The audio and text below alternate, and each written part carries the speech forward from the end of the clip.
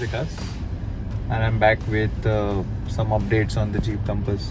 So मैंने बहुत सारे कमेंट देखे, बहुत सारे रिव्यूज़ पढ़े Jeep Compass के जो लोग खरीद रहे हैं, and there are a lot of confusion and questions that people have, and I wish to agree that I have bought this vlog again. If you notice my car, the Jeep Compass Limited petrol है, ये automatic version है. जो सबसे ज़्यादा लोगों ने पूछा है कि कौन सा वेरिएंट है, तो ये आपको मैं बताना चाहता हूँ कि ये petrol automatic DDCT 1.4 litre engine है ऑटोमेटिक, जो खुद फिएट बनाती है. Now coming to the next question, mileage is the most commonly asked question. Mileage के बारे में, माइलेज में लोगों ने बहुत ज़्यादा क्वेश्चन पूछा है मुझे कि गाड़ी कितना माइलेज देती है, what is the average that I am getting from this car. So I would suggest, मेरा ज़्यादातर जो ड्राइविंग हुआ है ये लॉकडाउन में तो सिटी के अंदर ही हुआ है. तो सिटी के अंदर अगर देखेंगे तो मुझे लगभग 8 किलोमीटर विथ AC मिल रहा है पर लीटर, लेकिन मुझे 10 तो मिला ही नहीं है आज तक सिटी के अंदर. 10 किलोमीटर पर लीटर पेट्रोल ऑटोमेटिक में विथ AC एक्सपेक्ट ही मत कीजिए, ठीक है. दूसरा, मैंने 1-2 ट्रिप मारी थी लगभग 200 किलोमीटर बॉम्बे सिटी के बाहर.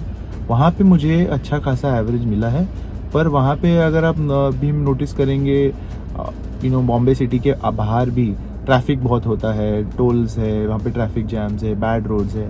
उसके बावजूद मुझे समवेयर अराउंड 11:30 से 12 तक मिला है on a small stretch of the road. लेकिन अगर फुल जर्नी में देखने जाऊँगा, जब तक मैं घर पहुँचता हूँ, तो ऑटोमेटिकली वो एवरेज गिरकर ऑलमोस्ट 9:30 से 9 तक हो रही है. ये मैंने नोटिस किया है. लेकिन हाँ, अगर मैं हाईवे टू हाईवे ही देखूंगा, मैं क्रूज कर रहा हूँ, तो ऑलमोस्ट 12 का एवरेज तो इजीली निकाल लेती है ये गाड़ी.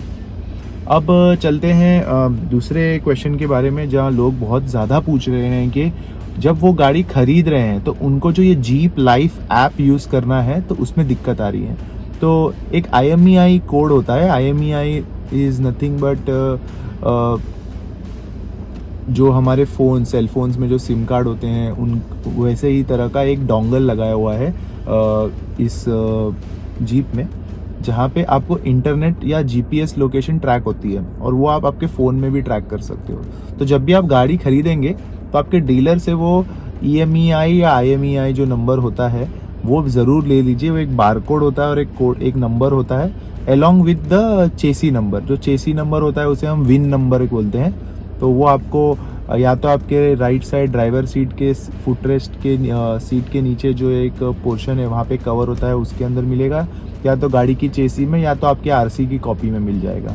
तो ये जो 2 कोड के साथ में आप जीप लाइफ ऐप जो है वो इंस्टॉल कीजिए. उसमें आपका विन नंबर, IMEI नंबर डालिए और आपके डीलर को बोलिए कि गाड़ी डिलीवरी के तुरंत वो FCA में ये दोनों डिटेल्स रजिस्टर करा दे. अनलेस एंड अनटिल FCA में वो एक्टिवेट होता है सिम कार्ड, तब तक आपकी गाड़ी और आपका फ़ोन जो जीप लाइफ ऐप है वो कनेक्ट नहीं होगा. तो ये मैंने बहुत नोटिस किया है. लोग कहते हैं कि हमारा जीप लाइफ ऐप एक्टिवेट नहीं हो रहा है, ये इसी के कारण है. अब चौथा क्वेश्चन कि जो जीप लाइफ ऐप है वो कितना बेहतरीन है. जो जीप लाइफ ऐप बनाया गया है, मेरे हिसाब से वो ऐप टेक्निकल एस्पेक्ट से उसमें और भी बहुत कुछ एनहेंसमेंट्स आना बाकी है. जो लेटेस्ट वर्जन आया है as per almost like may be 15 तारीख को आया था, 15 जुलाई, जो है 3.1 वर्जन उनका, जिसमें उन्होंने बहुत सारे बग्स जो थे वो बहुत सारे बग्स को उन्होंने चेंज कराया है. और उसके बाद से जो लोगों को कुछ प्रॉब्लम आ रही थी, जहाँ पे उनकी बैटरी या उनका जीप लाइफ ऐप का कनेक्टिविटी का प्रॉब्लम हो रहा था, डोंगल से कनेक्ट नहीं हो रहा था, तो बहुत इश्यूज हो रहे थे. तो वो मेरे ख्याल से उन्होंने सॉर्ट आउट किया है. बट ओवरऑल देखेंगे तो वो ऐप में आप थोड़े बहुत फीचर्स ही आपको मिलते हैं, जैसे कि आप गाड़ी लॉक कर सकते हैं, अनलॉक कर सकते हैं, आप हॉर्न प्ले कर सकते हो, गाड़ी को ट्रैक कर सकते हो कहाँ है गाड़ी आज की तारीख में, और आपकी माइलेज क्या मिली थी आपको, आपने हार्ड ब्रेक किया था, कितने डिस्टेंस आपने ट्रैवल किए थे, आपका फ्यूल कितना बचा है, आपका कूलेंट का टेम्परेचर कितना है, ये बैटरी का voltage. These are some basic things that you come to know from your Jeep Life app, and with that app आप ये भी कर सकते हैं कि अगर आपकी गाड़ी चोरी हो जाती है तो आप वो गाड़ी को इमोबिलाइज कर सकते हो, कि आप वो गाड़ी कंप्लीटली शट डाउन कर सकते हो अगर गाड़ी चोरी हो जाती है, और आप उसको लाइव ट्रैक भी कर सकते हो जीप लाइफ ऐप के थ्रू। अब आते हैं कुछ खूबियाँ और कुछ खामियों जो मैंने नोटिस की है पिछले 3 से 4 महीने मैंने यूज़ किया है। सबसे पहले स्टार्ट करते हैं खूबियों से। सो खूबियों से मैं बोलना चाहूँगा कि जो स्टेयरिंग है इसकी जो स्टेयरिंग है ये बहुत ही लाइट है। Hey जब friends, welcome back. So today what I've got for you is how do you increase the boot space of this Jeep Compass by removing the spare tire. So if you see the spare tire, actually the spare tire width wise is a bit smaller. Okay, the width wise it's smaller, but height wise is actually identical to the stock tires. So since mine is a limited model, okay, so in the limited model you get stock tires which are Bridgestones, but the spare tire that you are getting is the Firestone. Okay, so it is the Firestone tire, and if you see size, it is 120. That is size. Where do you get the size? The size is 215, 65, R16. Okay, and the stock tires that you have, right here is the stock tire. Now this tire you can only drive for like top speed of 120, so you need to be careful. Now what this, once you remove this tire, what it happens is it gives you an extra boot space. So if you see this is the additional boot space that you are getting here, this much. So I think it is almost close to 70 to 80 liters more, which makes it round about a 500 liter boot space. अच्छी चीज़ें और कुछ बुरी चीज़ें जो मैंने notice की है पिछले 4 से 5 महीने में। So I will take you one at a time. So first thing that I have noticed है जो स्टेयरिंग है चलाने के लिए सिटी के अंदर स्लो स्पीड में steering is very very light. Okay, जब भी आप हाईवे पे निकल जाओगे और जैसे आपकी स्पीड बढ़नी शुरू हो जाएगी, स्टेयरिंग का जो रिस्पॉन्स है वो चेंज होता जाएगा और स्टेयरिंग हार्ड होती जाएगी। और ये जो स्टेयरिंग हार्ड हो रही है ये आपको कॉन्फिडेंस देगी कि आप और स्पीड बढ़ाएं, ठीक है। लेकिन जब आप स्पीड बढ़ाएंगे 120 किलोमीटर के ऊपर ये गाड़ी आपको अलार्म सेंसर इसका एक्टिवेट हो जाएगा, जिससे ये गाड़ी में एक छोटी सी अलार्म बजती रहेगी जब तक आप स्पीड 120 के नीचे नहीं लाते, ठीक है। तो एक सेफ्टी के मायने से ये एक अच्छा फीचर है, बट देन 120 के अगर ऊपर आपको तो इंडियन रोड्स में जाना भी नहीं चाहिए, और मैं भी आपको कहूँगा कि मत जाइए। लेकिन हाँ, 120 के ऊपर आपको थोड़ी सी प्रॉब्लम देगी जब गाड़ी बहुत सारा आवाज़ करेगी। अब चलते हैं दूसरी चीज़ों पे। इसमें एक बेहतरीन फीचर ये दिया गया है कि एक रेन सेंसिंग वाइपर दिया है। तो बारिश के टाइम पे जैसे ही बरसात शुरू हो जाती है और आपके विंडशील्ड के ये जो सेंटर कंसोल है विंडशील्ड के बीच में जहाँ पे मिरर लगा हुआ है उसके वहाँ पे एक सेंसर लगा हुआ है, ठीक है। तो वो सेंसर में जैसे ही पानी गिरना शुरू हो जाता है ऑटोमेटिकली आपका जो वाइपर है वो चलना शुरू हो जाएगा, और जैसे जैसे स्पीड बढ़ते जाएगी और ज़्यादा पानी गिरेगा तो वो और फास्ट होता जाएगा। तो स्लो फास्ट जो है वाइपर, जो हमें ड्राइविंग करते वक्त में बहुत तकलीफ देता है, हम स्लो करते हैं फास्ट करते हैं ये घुमा के जो नॉब होता है वाइपर का, तो वो आपको दिक्कत कम आ जाएगी और आपको ज़्यादा फोकस आपके रोड पे रखने मिलेगा। वो एक अच्छा फीचर। फिर जानना चाहते हैं कि और क्या अच्छी चीज़ें हैं। दूसरा मैंने नोटिस किया है कि जो इनका जो म्यूज़िक सिस्टम का जो इंफोटेनमेंट सिस्टम है, जो 10.1 इंच का जो यू कनेक्ट डिस्प्ले उन्होंने दिया है, ये यू कनेक्ट डिस्प्ले में डिस्प्ले तो बहुत अच्छा है, टच रिस्पॉन्स बहुत अच्छा है, पर मुझे भी और कहीं और लोगों को भी दिक्कत आई है जहाँ पे यू कनेक्ट का स्क्रीन होम स्क्रीन में हैंग हुआ था।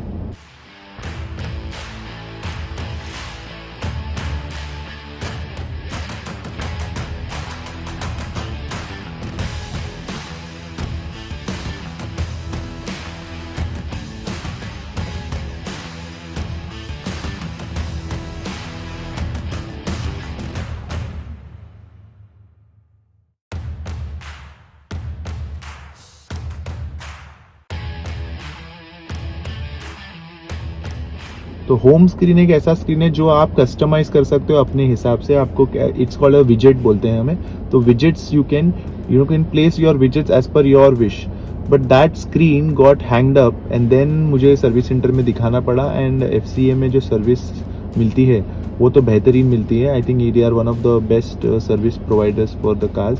एंड उन्होंने वो इश्यूज़ को रिव्यू किया, कॉल रजिस्टर किया एंड देन तुरंत 2-3 दिन में FCA ने एक छोटा सा पार्ट था जो मेरा Uconnect का था वो उन्होंने रिप्लेस किया. उसके बाद से कोई मुझे दिक्कत नहीं आ रही है उसमें.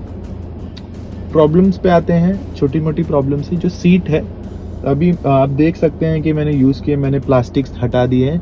पर ये सीट्स अगर आप नोटिस करेंगे, भले ये सीट्स ग्रेइश या वाइट टोनिश में है, पर ये बहुत ही थिक है. थिक में हार्ड है, सॉफ्ट नहीं है. Okay, they are very thick. अभी उन्होंने थिक इसलिए बनाया है क्योंकि उन चाहते हैं कि ये जो मटेरियल है ये लॉन्ग लास्ट करे, बहुत साल तक चले और फटे नहीं, इसीलिए ये बहुत थिक है. ठीक है, तो कुछ लोग करते हैं कि सीट कवर बदल देते हैं, बट जो ओरिजिनल जो सीट कवर है it is highly durable and maintainable. आप इस पे कुछ भी अगर गिराएंगे तो इसको आप क्लीन भी कर सकते हो. ओके, उनका एक लिक्विड आता है, कंपनी का इट्सेल्फ लिक्विड आता है, या आप कोई भी दूसरी लिक्विड भी यूज़ कर सकते हैं 3M का, इसलिए आप पूरा अपहोल्स्ट्री और सीट कवर्स को क्लीन कर सकते हैं. बट मैं सजेस्ट करूँगा कि आप यही सीट कवर्स रखिए. ओनली थिंग इज़ थोड़ा रफ है, लेकिन over a period of time मैंने सुना है कि सॉफ्ट हो जाते हैं. सीट का प्रॉब्लम एक मैंने नोटिस किया, थोड़े हार्ड है. जो बैक है ना इसका लंबर सपोर्ट, ये बहुत हार्ड है. तो लॉन्ग डिस्टेंस में मैंने नोटिस किया है 200-300 किलोमीटर चलाने में अगर आपकी सीट प्रॉपरली एडजस्टेड नहीं रहेगी तो आपको बहुत दिक्कत होगी चलाने में. तो I would suggest you to use the lumbar support. अगर ऑटोमेटिक लंबर सपोर्ट मिल रहा है, इसमें तो आपको 8-वे लंबर सपोर्ट है, लेकिन अगर दूसरी वेरिएंट्स में अगर लंबर सपोर्ट एडजस्टेबल नहीं है तो आप एक छोटा सा कुशन या तो लंबर सपोर्ट ले लीजिए, बिकॉज वो आपको लॉन्ग जर्नी में ज़्यादा सहूलियत देगा. Now what else do I have. इसके अलावा येस, मैंने एक नोटिस किया है, इसमें एक टाइप C और एक टाइप A चार्जिंग पोर्ट आता है. टाइप A USB और एक टाइप C. और type C is very fast in charging. So जो भी नए वाले आईफोन यूज़र्स है या दूसरे जो भी कनेक्टिविटीज़ आ रही हैं जो टाइप C वाली है, तो उनके लिए बहुत अच्छी बात है कि आपका फ़ोन क्विक चार्ज हो जाएगा वहाँ पे टाइप C के लिए. दो इसमें वो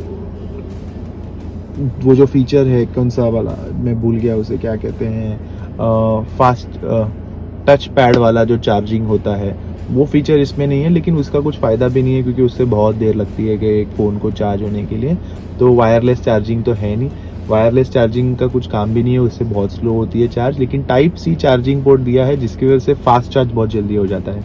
सेम वे पीछे एक USB पोर्ट दिया है, और तो वो USB पोर्ट से भी बहुत अच्छा हो जाता है पीछे वालों को अपनी फ़ोन चार्ज करने के लिए. मैंने एक नोटिस किया है प्रॉब्लम कि जो AC है, AC अगर आपने 22 या 21 या 24 डिग्री पे रखेंगे आप, तो आपका AC का कूलिंग इतना आपको मिलेगा नहीं. और मैंने ये बहुत कंप्लेंट्स आई हैं लोगों से कि भाई AC की कूलिंग बराबर नहीं है गाड़ी में. मैं आपको बताना चाहूँगा, इसमें जो AC का टेम्परेचर आप रख सकते हो वो ऑलमोस्ट 16 डिग्री से लेकर आप 25-26 डिग्री तक रख सकते हो. ठीक है, तो अगर आपको चाहिए कि आपको बहुत ज़्यादा ठंडक चाहिए गाड़ी के अंदर, तो आप उस हिसाब से टेम्परेचर सेट करिए और फिर फ़ैन चलाइए, रादर देन आप 24 डिग्री पर रख के बोलें कि अरे AC नहीं चल रहा है. ठीक है, तो मैंने ये नोटिस किया है कि 22 डिग्री या 20 डिग्री पे बहुत अच्छा चलता है AC. ओके, और 16 पे तो बहुत जल्दी कूल हो जाता है. ठीक है, दूसरे बेहतरीन चीज़ें मैं बताना चाहूँगा, जो सामने की विंडशील्ड है वो एकॉस्टिक है, साइड के विंडशील्ड्स एकॉस्टिक नहीं हैं. ओके, बट उनमें वो UV प्रोटेक्शन की कुछ तो उनका एक कुछ तो क्वालिटी है जिससे UV प्रोटेक्शन मिल जाता है. अब एक और प्रॉब्लम बताता हूँ, ये जो सनरूफ है, ओके, ये एंटी पिंच है. ठीक है, एंटी पिंच का मतलब क्या हुआ, जब आप उंगली यहाँ रखेंगे और अगर उसने नोटिस किया कि बंद नहीं हो रहा है तो ही वो खुलेगा. लेकिन अगर आप यहाँ पे आके उसको रोकने की कोशिश करेंगे वो रुकेगा नहीं, वो आपको आगे तक धकेलेगा. तो कभी ये नहीं ट्राई कीजिएगा कि आप मुंडी बाहर रख के एंटी पिच को ट्राई करें, तो आपकी मुंडी कट जाएगी, ठीक है।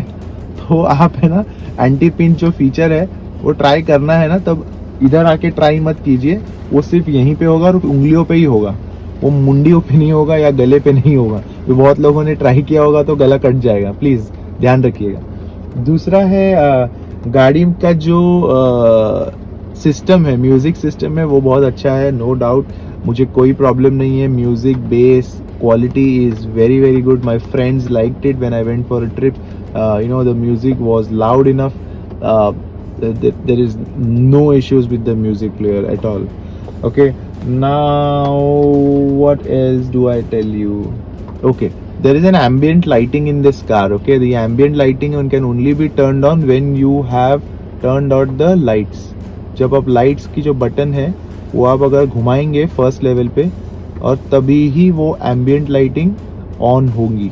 तो एम्बियंट लाइटिंग में यहाँ देख रहे हैं आप, यहाँ से एक छोटी सी लाइट आती है जो डायरेक्टली आपके कप होल्डर पे गिरती है। तो रात तो बहुत ही लो लाइट है, बट एकदम पिच डार्क में बहुत अच्छा दिखता है वो, ठीक है। तो यहाँ पे एक एम्बियंट लाइटिंग है। दूसरी आपको ये लाइट्स मिलती है, येलो लाइट्स मिलती है, हैलोजन लाइट्स ही मिलती है, but halogen lights they look good. Okay, so white light, I know a lot of people like white light, but then halogen lights are also good. Okay, there is a sense of what you call a classiness to that halogen light. Halogen lights अगर आप notice करेंगे यहाँ पे handles के अंदर भी है पीछे की तरफ में, जो आपको प्रेस करना है इंडिविजुअल, ठीक है। दूसरा एक बेस्ट फीचर है कि सबको हैंडल्स दिए हैं, यहाँ और यहाँ सबको हैंडल्स दिए हैं, ग्रैब रेल्स, राइट। तो ये ग्रैब रेल्स बहुत अच्छा लगता है, सब ड्राइवर को भी दिया गया है। दूसरा मैंने एक नोटिस किया, ये जो है ना, ये जो हमारे क्या बोलते हैं इसको, सन ब्लाइंड्स और समथिंग, राइट, जो सामने की तरफ से ड्राइवर की आंखों में जब लाइट सन की रेज आती है, तो इसमें एक फीचर दिया है इन्होंने कि ये जो है ये पूरा मूव होता है, पूरा आगे तक सरकता है। तो खिड़की तो बड़ी है, इतना रख के तो फायदा नहीं है, तो ये ऑल द वे पीछे भी जाता है और अंदर भी रहता है जैसा आपको चाहिए। तो ये उन्होंने बहुत ही अर्गोनॉमिकली बनाया है, which is very good. Okay, so दूसरा एक है वैनिटी लाइट नहीं है, वैनिटी मिरर के अंदर में लाइट बिल्कुल नहीं है, ना ही यहाँ दिया है ना ही यहाँ दिया है, तो वो एक डाउन साइड है जो मिलना ज़रूरी था। बाकी आपको मैं और भी कुछ चीज़ें बोल सकता हूँ जो पता नहीं कुछ लोगों को पता है कि नहीं पता है, आई जस्ट एक्सप्लेन यू। तो समझिए आपको आपकी जो मिरर्स है साइड के ऑटोमेटिक है IVR। अभी आप गाड़ी चला रहे हैं और ट्रैफिक आ गया अचानक से, तो आप चाहते हैं कि मिरर्स में बंद कर दूं, नहीं तो किसी को लग जाएगी। तो यहाँ पे ना जो आपका जो मिरर का जो स्विच है उसको आपको क्लॉकवाइज में 90 डिग्री घुमाना है, ठीक है। तो 90 डिग्री घूमने के बाद वो ऑटोमेटिकली देखेंगे बंद हो जाएगी, और जब आप उसको 90 डिग्री घुमाएंगे एंटी क्लॉकवाइज में तो वो खुल जाएंगे। तो गाड़ी चलाते वक्त कुछ लोगों ने मुझे पूछा था कि कैसे बंद कर सकते हैं, तो ये there is a shortcut for doing it, नहीं तो वो बंद नहीं होंगे, ठीक है। दूसरी बात, जब आप गाड़ी लॉक कर रहे हैं, ओके, तो गाड़ी लॉक करने के लिए तो आपके पास एक बटन दिया है दरवाजों पे, राइट, जिससे आप पैसिव एंट्री करते हैं। तो वो बटन दबा के भी आप गाड़ी लॉक कर सकते हो, और दूसरा तो आप चाबी से भी लॉक कर सकते हो। तो जब भी आप ना गाड़ी से उतरेंगे और दरवाज़ा लॉक करने की कोशिश करेंगे तो लाइट्स जलती हैं और एक हॉर्न आता है, हॉर्न बजता है। तो अगर आपका कोई डोर रह गया, किसी ने वो डोर बंद नहीं किया या ये डोर बंद नहीं किया, तो जैसे आप ट्राई करेंगे लॉक करने की, तो गाड़ी की जो लाइट्स है जो बजती है एक बार जब लॉक होता है, वो 3 बार बजेंगी, ऐसे फ्लिकर होंगी और आपको इशारा करेंगे कि भाई दरवाज़ा किसी ना किसी का तो खुला छूट गया है। तो ये आप एक नोटिस कीजिएगा, अगर आपने गलती से कभी गाड़ी का दरवाज़ा छूट चुका है तो आप वो बटन जब भी लॉक करेंगे तो वो लाइट्स अगर 3 बार फ्लिकर हो रही है, मतलब कोई ना कोई तो दरवाज़ा आधा खुला छूट चुका है, ठीक है।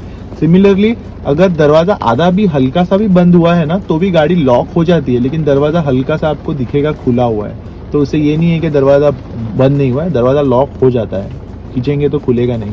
लेकिन it is better to be safe, completely बंद कीजिए तो आपके लिए भी अच्छा रहेगा। दूसरा अब सेंटर कंसोल में जो दिया है MID में ज़्यादा फीचर्स कुछ दिए नहीं है। MID में एक ट्रिप मीटर और वो सब दिया हुआ है। MID के थ्रू आप जो आपके एयरबैग्स है वो ऑफ कर सकते हैं। दूसरा तो MID के थ्रू आप ज़्यादा कुछ कर नहीं सकते हैं। आई थिंक वो हिल कंट्रोल वाला जो फीचर है वो अनेबल और ऑफ कर सकते हैं वहाँ पे। सो ये MID में ज़्यादा कुछ ऑप्शन नहीं है। मैं तो ज़्यादा MID देखता नहीं हूँ आजकल, लेकिन हाँ MID ठीक है, दिखने में अच्छा लगता है। उससे ज़्यादा तो मेरे को नहीं लग रहा है कि उसका कुछ ज़्यादा यूज़ है। वाइपर्स बहुत ही अच्छे हैं, हेडलाइट्स बहुत अच्छे हैं, हेडलाइट्स का थ्रो बहुत अच्छा है। जो कॉर्नरिंग लाइट्स है वो बहुत अच्छे हैं। जो गाड़ी का जो फिनिश है, फील है, बहुत ही बेहतरीन है। और क्या बताऊं मैं आपको।